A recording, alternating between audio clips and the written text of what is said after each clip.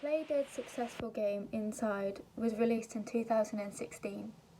However, I played the free version on iOS, available on Apple, which was released 1 year later in 2017. The single-player dark puzzle action-adventure game has the player controlling a young male protagonist who clearly isn't too old. I haven't played until the end, having only downloaded the free version, but doing some research I found out that the young boy is trying to reach his sister.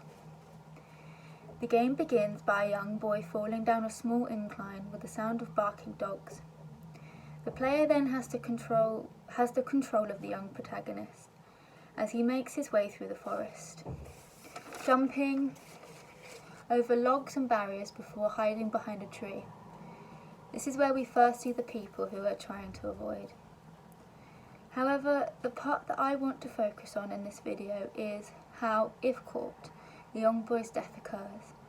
The game isn't necessarily about death, but the way the character dies is extremely interesting. The first death that I experienced in the game was when the little boy was mauled to death by a dog. Already the game has dark visuals, but when the sound of the dog barking could first be heard, immediately this made me jump and panic. With other little audio playing, the dogs barking and the sound of the little boy wading through the water really set a desperate fear and need of getting the boy out of the water and away from danger. The fact that while wading through the water, the character went slower, again, this drew on the whole sense of fear and danger. The way you move on the iOS version of the game is by pressing down on the screen and slightly swiping your thumb along.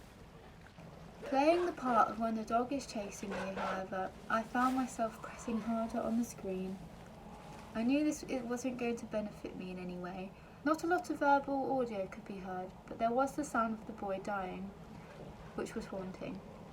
Although there was no screams coming from the boy, you could still hear the sound of the dog's teeth puncture his flesh.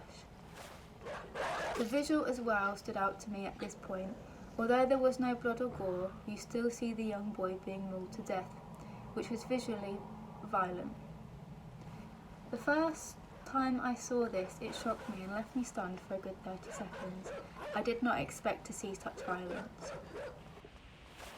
With a new idea in mind, I finally figure out what I must do to get across to the other side. I use the boy to jump across the gap and pull himself up. Then, controlling the boy, we continue to run through the forest. I'm continuously looking out for any danger such as dogs or the men that are constantly hunting us. Lastly, I wanted to briefly look at another death the boy could experience. This is when he gets caught by what appears to be a guard who can either shoot him or be seen smothering him. The boy is half the man's size, which has a massive visual impact due to the size difference of the two characters. This clearly shows an age difference, an adult and a boy, meaning that a full-grown man has just murdered a child, but why? The suits could indicate that this is someone who has been hired to protect something. When running to get away from the men, you can hear the child's footsteps and the breathing of the boy, which is still very prominent to the player, adding a sense of urgency to protect the character, as the sounds are realistic and relatable. The music only starts to play when the boy starts running away from the man. The music in the background adds an uncomfortable atmospheric tone. The torches also indicate that the men are still chasing you and keeps pushing you along